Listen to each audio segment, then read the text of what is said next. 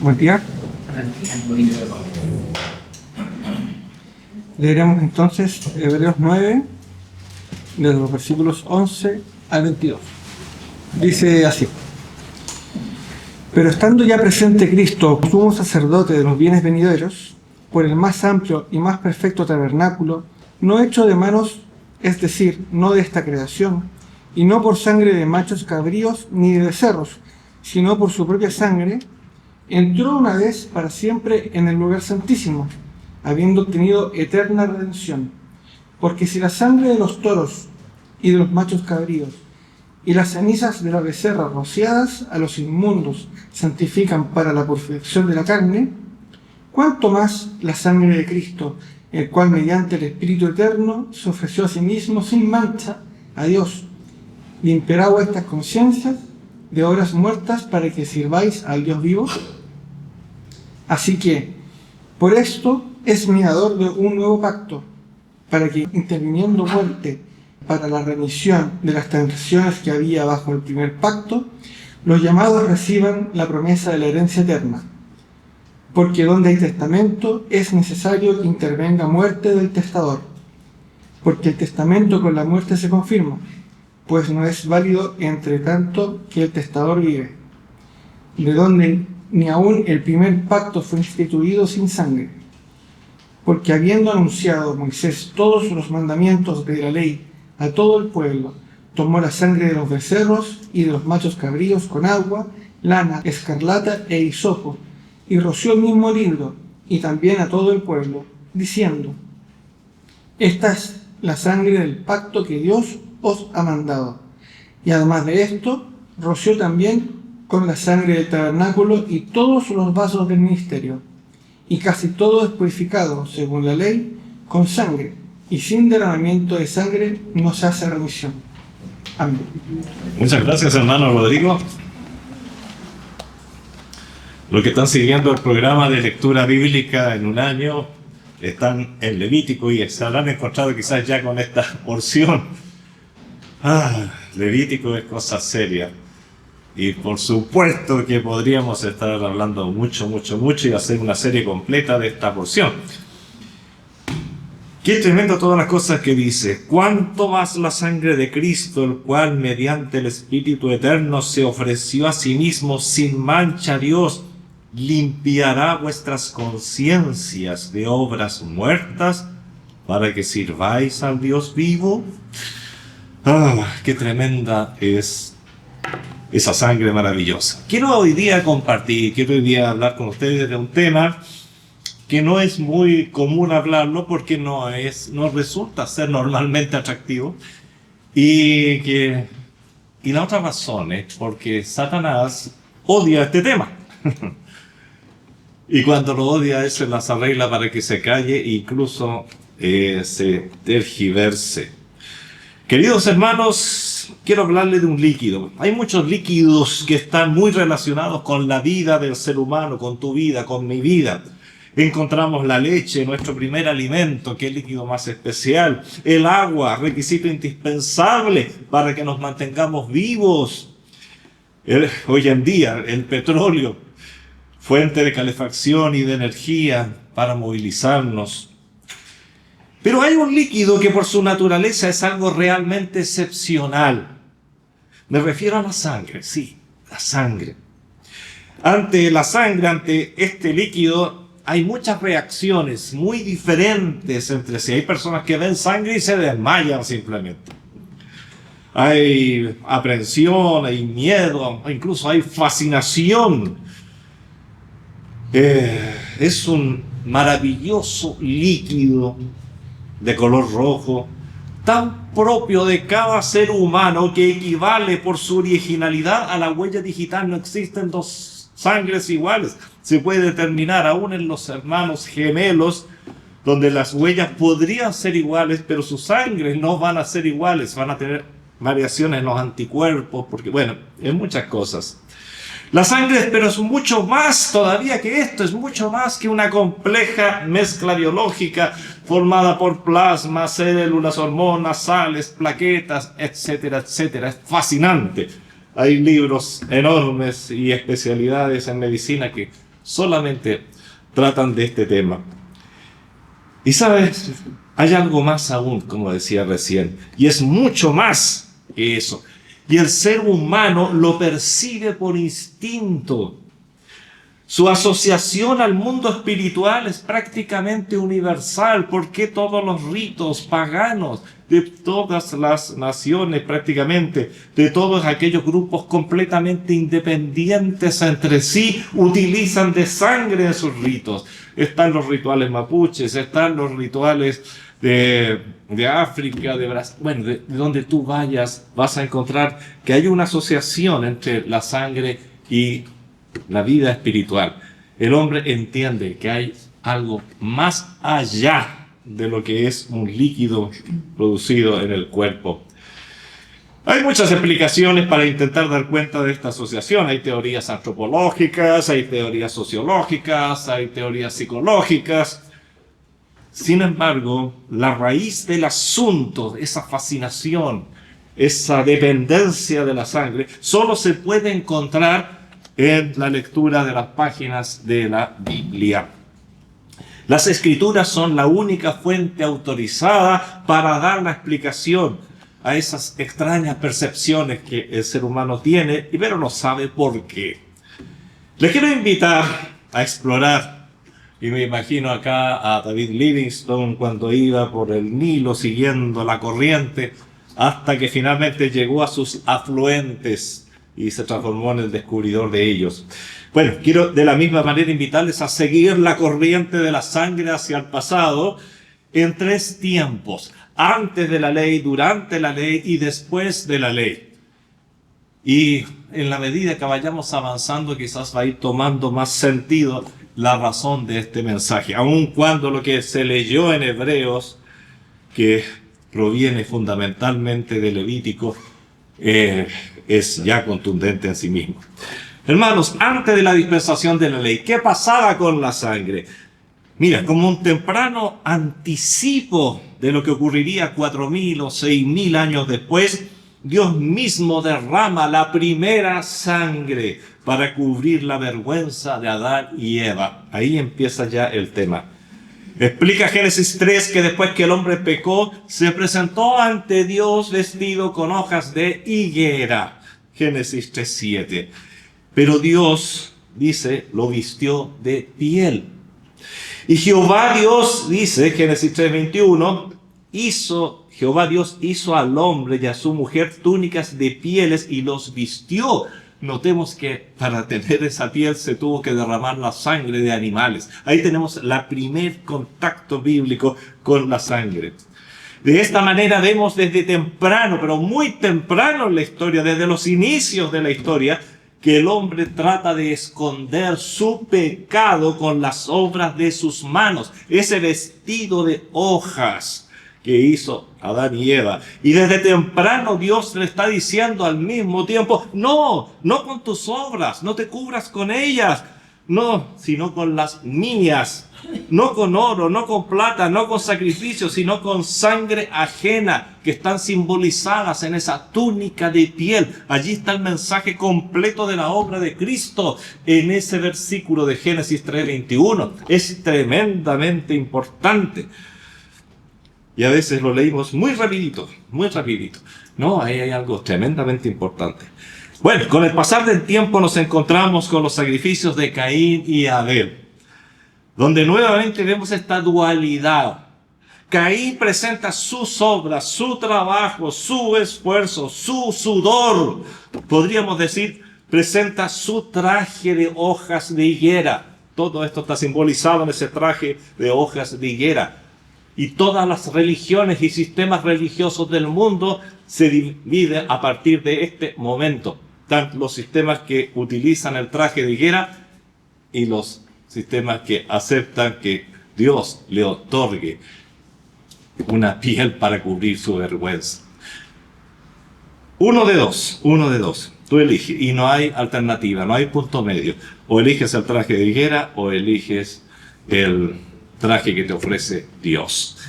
Bueno, ahí tenemos esta dualidad. Por su parte, Abel presenta un cordero degollado. Están estos dos hermanos llevando sacrificios ante el Señor, procurando mantener esa comunión con ese Dios que ya estaba airado con el hombre por su pecado, porque ya había pecado. Todos ellos habían heredado el pecado. Y es así como Abel presenta un cordero, pero un cordero como degollado. Interesante, vemos que la sangre ha corrido de ese cordero, no es estrangulado, no es envenenado, no es golpeado con un mazo hasta morir, es degollado, tiene que correr sangre. Mientras tanto que Caín, ¿qué es lo que hace? El cordero de Caín está ausente, no hay cordero, menos puede haber sangre.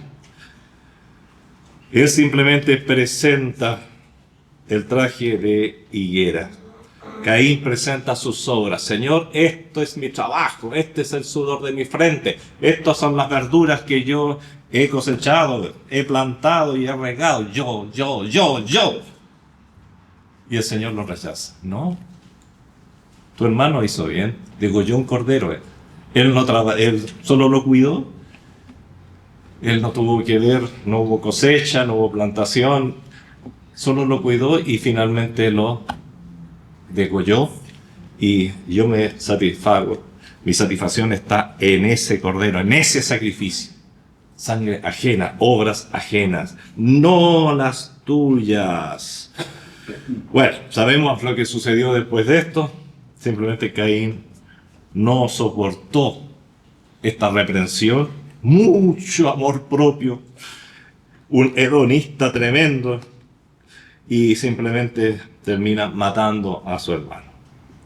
Pasa el tiempo y llegamos a los días de Noé. Bien, vamos volando en el tiempo. Estamos en una supernave espacial y en retroceso, pero ahora vamos hacia adelante de nuevo. Llegamos desde el jardín de Edén y ahora vamos avanzando. Y llegamos a los días de Noé.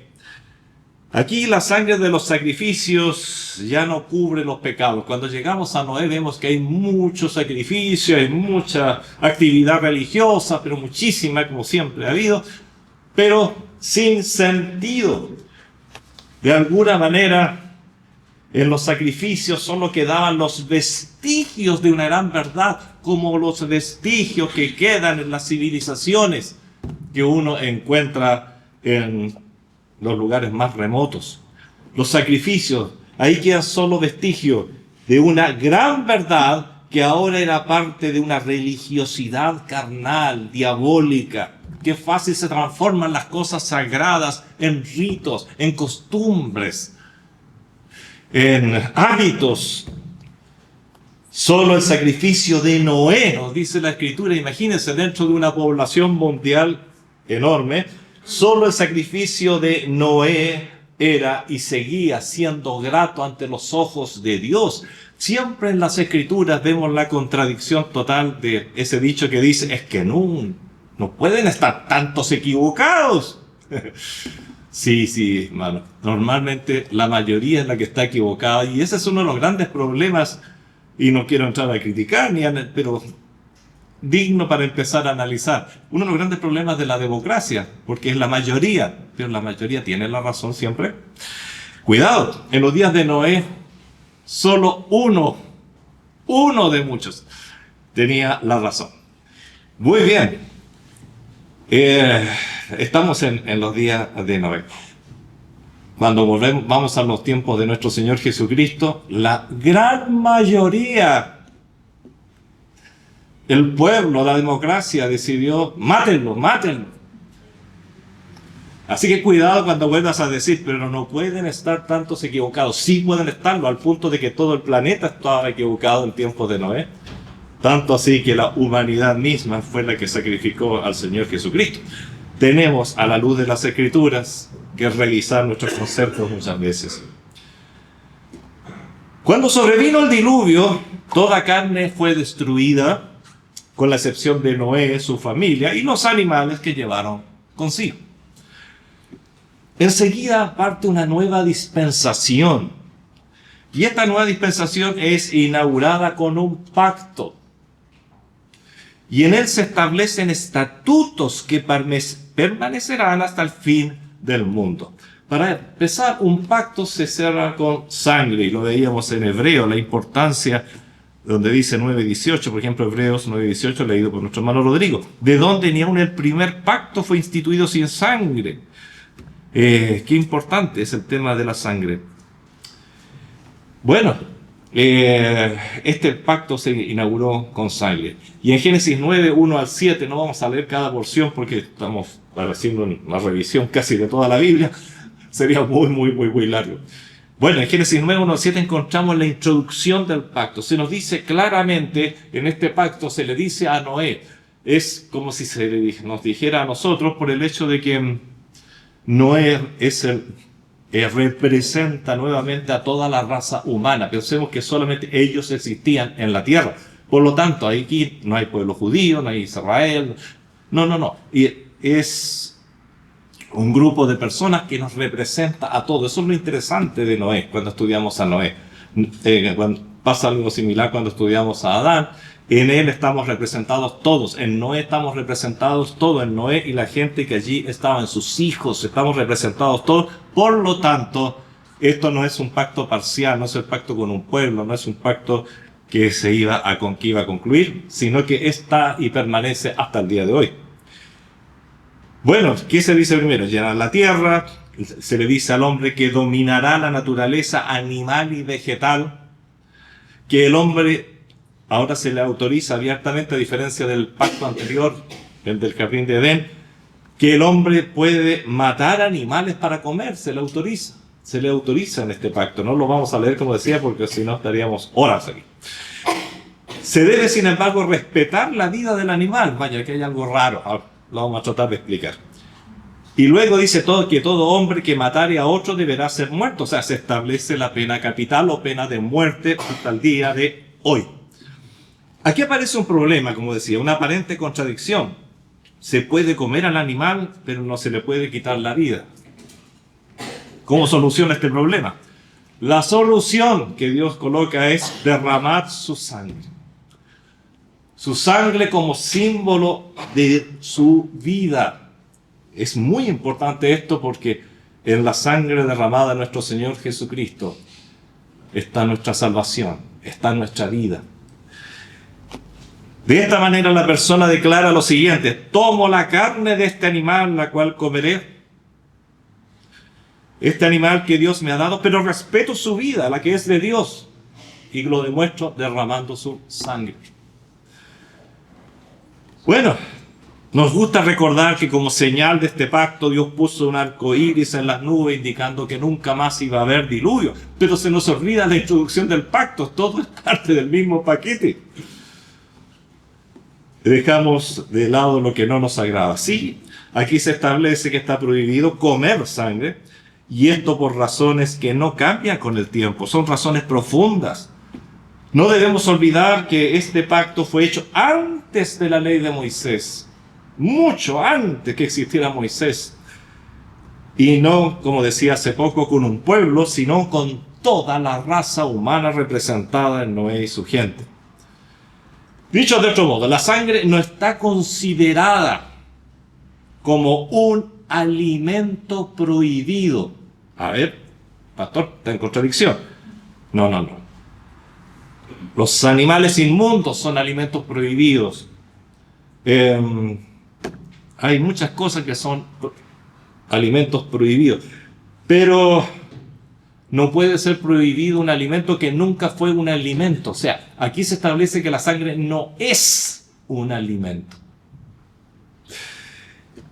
sino algo que sobrepasa los alimentos, algo que está con la vida, está con el cuerpo, está con la carne, pero no es alimento. Entonces es más que una prohibición de comer un alimento, sino de algo que no es un alimento. De esta manera estamos siguiéndole la pista. Acuérdense que vamos por un río, el río de la sangre. Primero nos fuimos bien al pasado y ahora vamos acercándonos hacia el presente. Así que encontramos ahora la sangre antes de la ley, y eso fue este primer punto, derramada en sacrificio ante Dios para poder acercarnos a Él. Primer uso de la sangre. Sin sangre no se puede acercar uno a Dios. Y esto todo profetizando la sangre de Cristo, la cual nos acercaría a Dios para siempre, a los que la reconocen. Luego está prohibido comerla porque se establece que ella es la vida. Se llega a una especie de acuerdo. Ella es la vida. Y está prohibida derramarla de otro hombre, salvo que ese hombre ya la haya derramado de alguien, en cuyo caso se debe aplicar la pena de muerte. Ese es el punto que queda establecido antes de la ley. Segundo punto. Seguimos navegando por nuestro río de sangre y llegamos al tiempo de la ley, al tiempo de Moisés.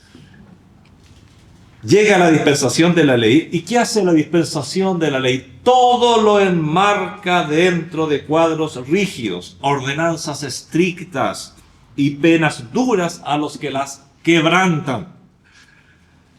Se construye el complicado y riquísimo tabernáculo, rico en ideas, rico en mensajes, un edificio didáctico que hablaba desde sus cortinas hasta sus bases, todo hablaba de el futuro sacrificio, hablaba de Cristo. Se organiza el no menos complicado sistema sacerdotal. Se escriben dictados de la boca misma de Dios leyes, muchas leyes, las cuales rigen los aspectos morales, religiosos y civiles del pueblo de Israel, pero también de toda aquella persona que quiera acercarse a Dios. Ahora, para acercarte a Dios tienes que acercarte a un pueblo, tienes que acercarte a Israel. Ahora ya no estamos en el periodo prelegal, sino que ahora estamos en plena ley. Eso es lo que sucede durante la ley. Todo está en estricto cumplimiento de la voluntad de Dios, la cual se manifiesta a través de un pueblo particularmente. Pero dentro de esta complejísima organización hay un eje central que da sentido a todo. Ese eje central es la sangre sacrificial. El que esté leyendo Levítico me va a entender perfectamente. Los que estén leyendo sistemáticamente la Biblia y estén en Levítico van a entender perfectamente esto.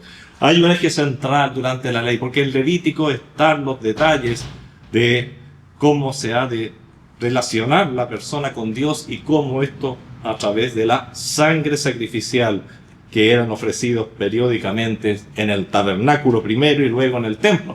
Recordemos que cuando se construye mucho más adelante el templo, todavía estamos en el periodo de la ley. La ley no abroga los principales o principios prelegales que resumimos antes. Es decir, el pacto de Noé no queda anulado por la ley. Cuidado. Hasta el día de hoy sabemos que cuando vemos un arco iris, el Señor nos está recordando, entre otras cosas, ese pacto. El pacto antes de la ley. Sino que enriquece, valora de una manera excepcional lo que ya se había dicho antes.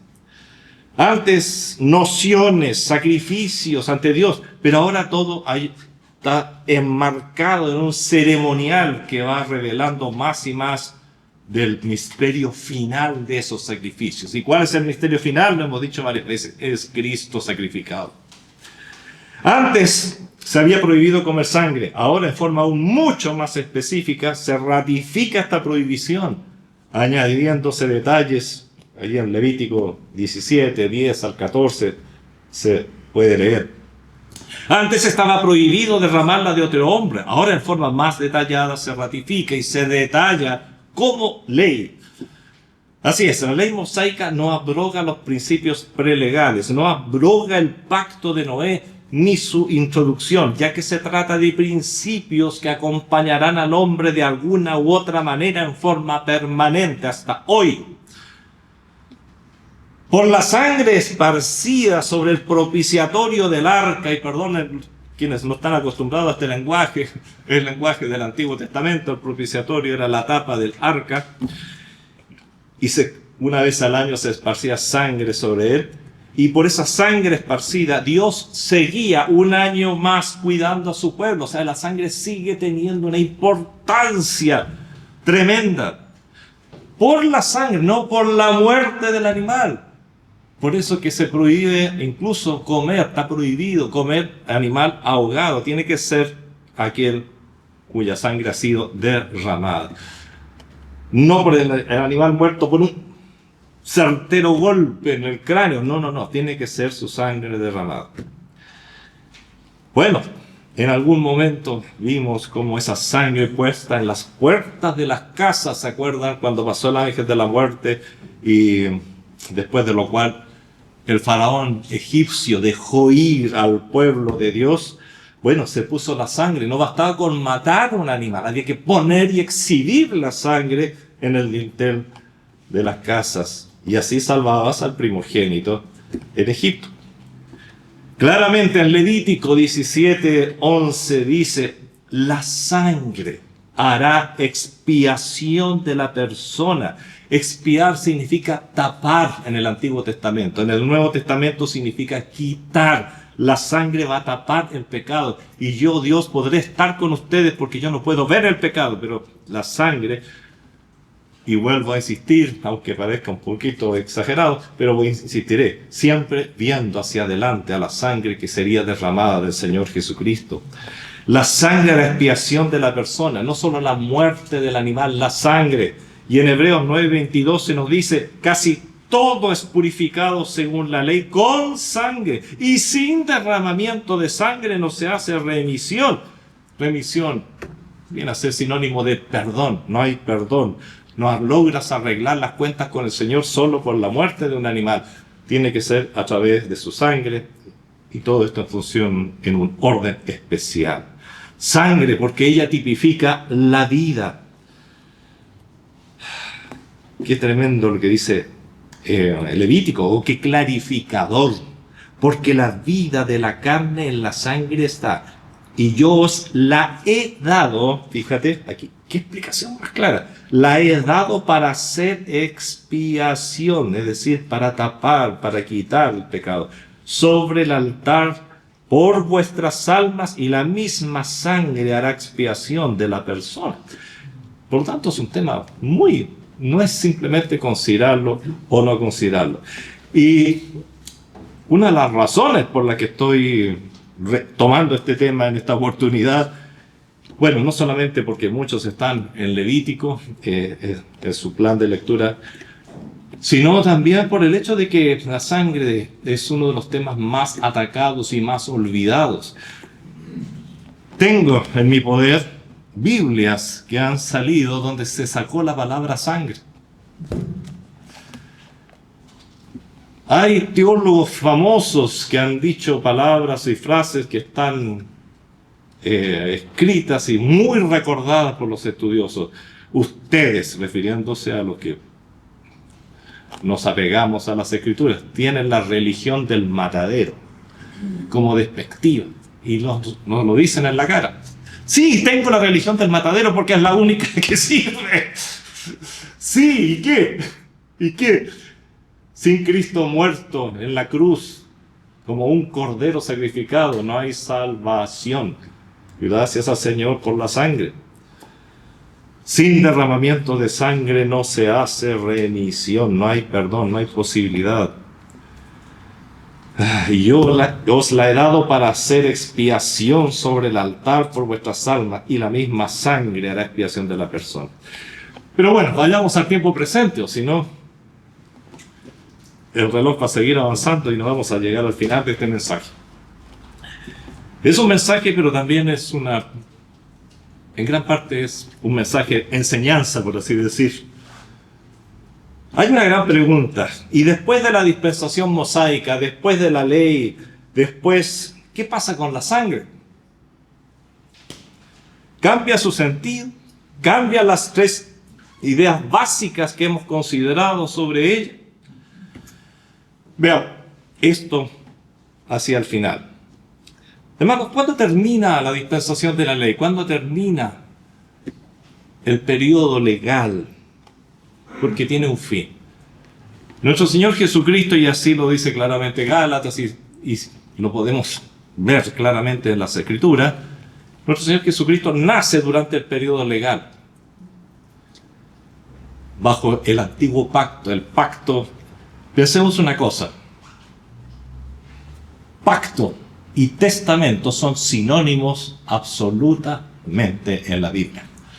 Las dos palabras, los dos términos están asociados a la misma palabra.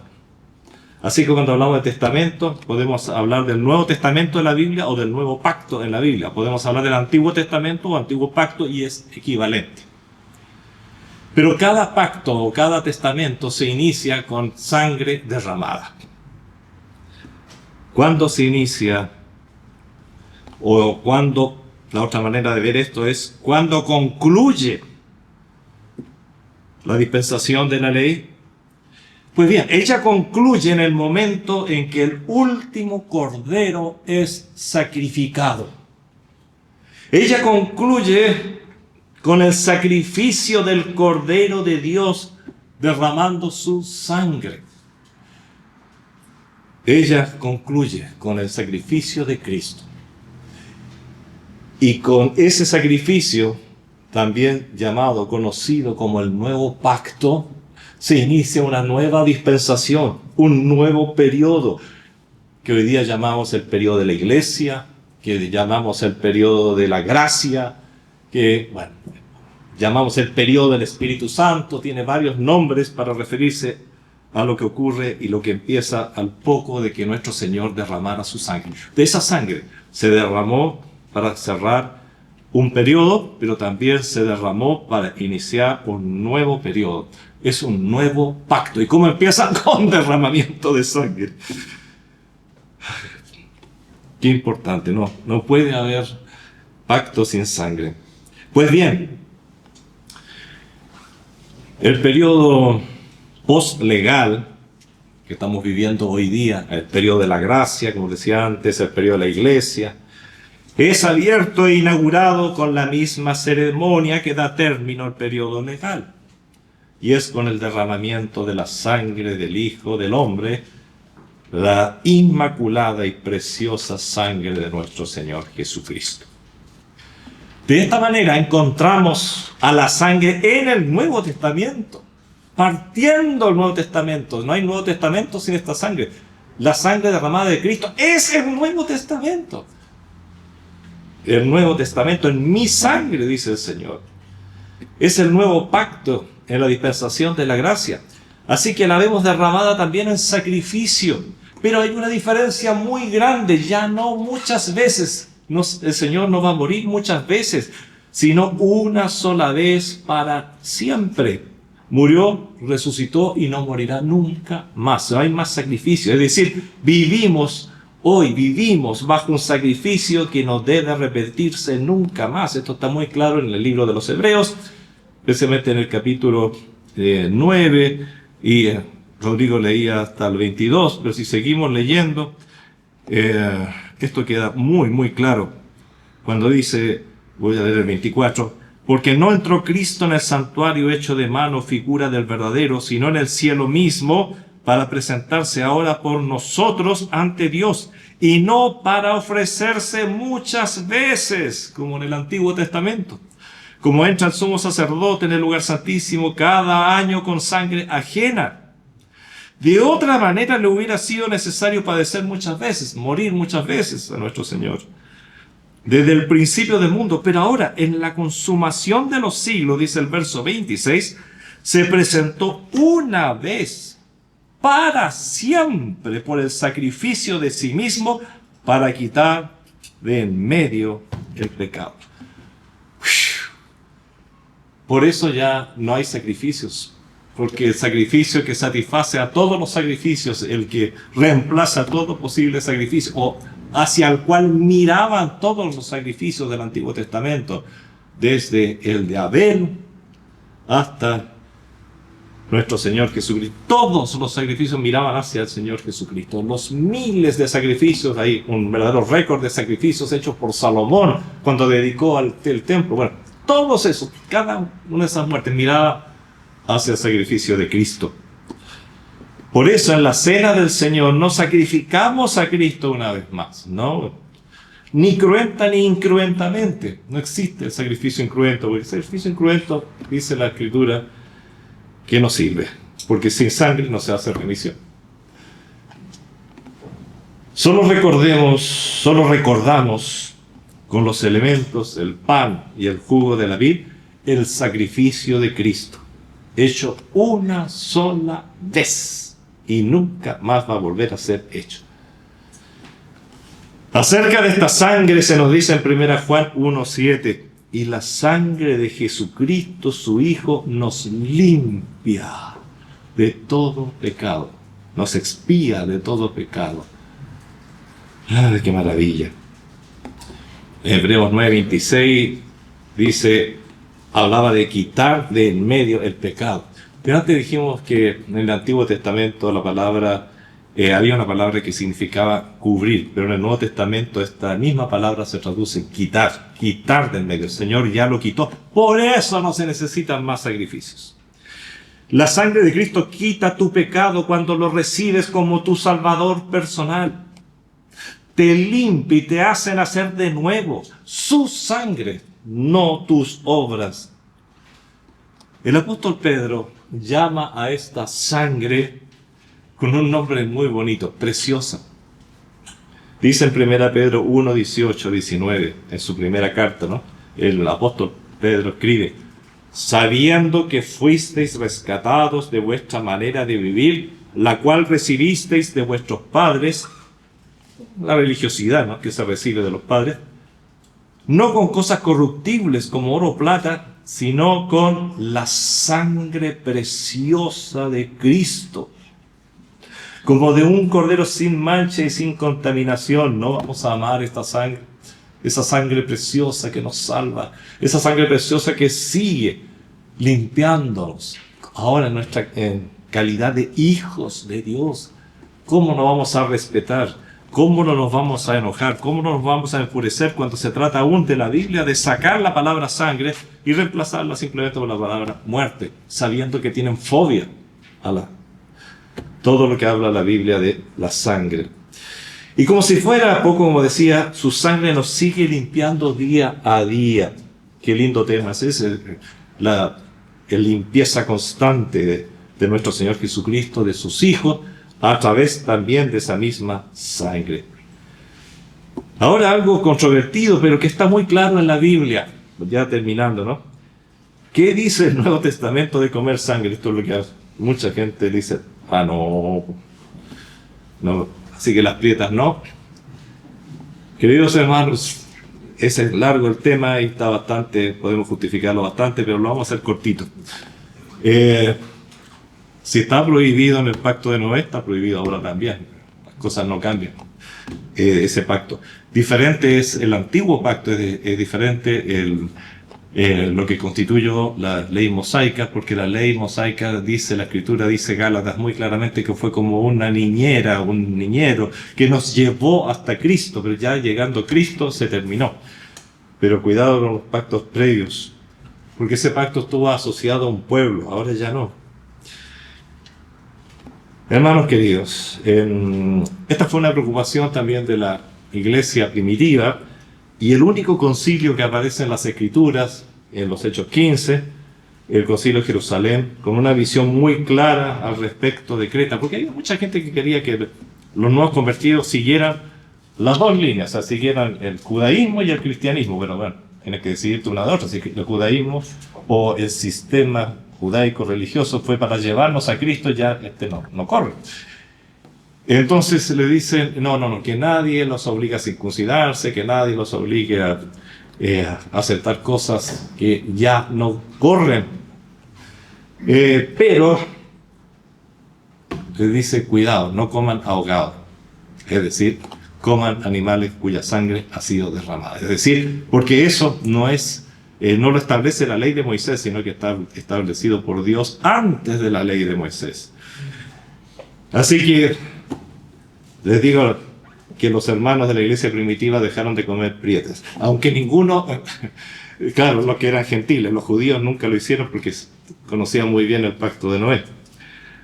Bueno, aquí no, muchos dicen, muchos lo defienden, pero... abrazo partido. No, pero la Biblia dice, nadie os juzga en comida o en bebida.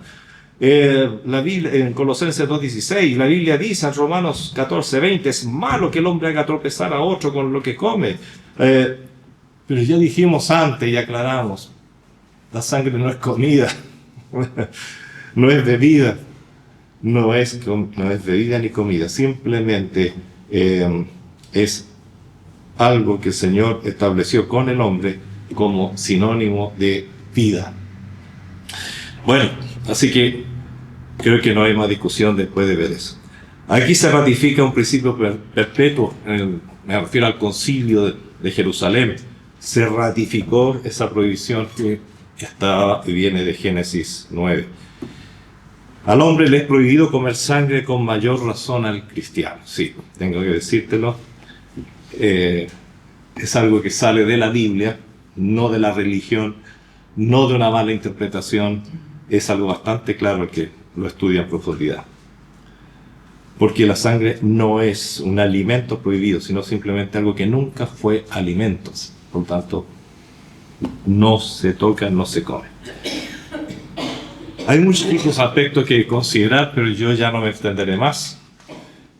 Y creo que es suficiente con lo que hemos considerado hasta ahora.